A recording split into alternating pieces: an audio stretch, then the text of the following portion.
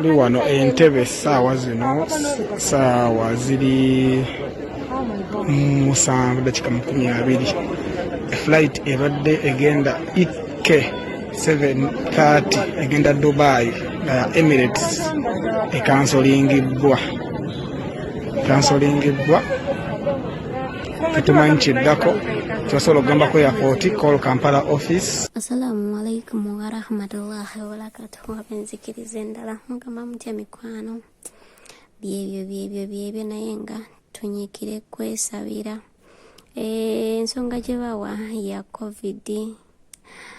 covid by the way nakiwuliddeko okwo ne ku muwala waawa naasoma nga agamba abaana kusomera abasinga bonna balwadde covid era bayinza okuddamu ne basomera ku online.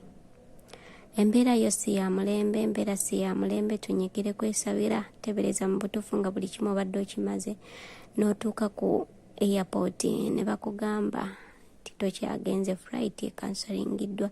Sooka otunuulire enkuyanja z'abantu, sente mmeka ezitokomekeddaawo. Kati nosaasira omuntu naddala nga ku baganda baffe abasajja kuba basinga okuteekamu sente nnyingi mu bintu by'okujja ebweru.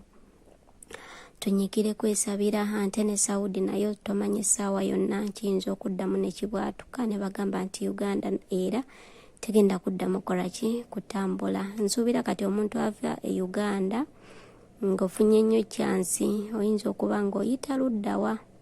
Bintu by'entambula kati byafuuse bizibu. Jjukira Ethiopia gye basooka okugaana okujja mu Saudi Arabia.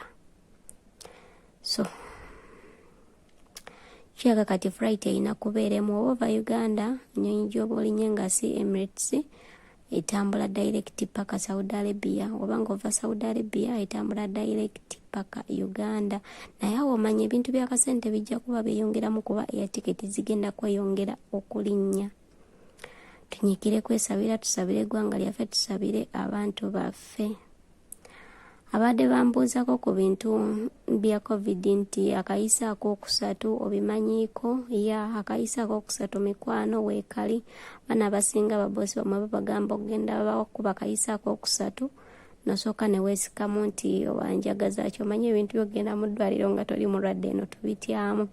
Naye nga munnange weekali akayisa ak'okusatu vaccine eyo weeri era waba akugambye teweesikaamu genda bakujjanjabe kuba gye tulaga mu maaso eyo.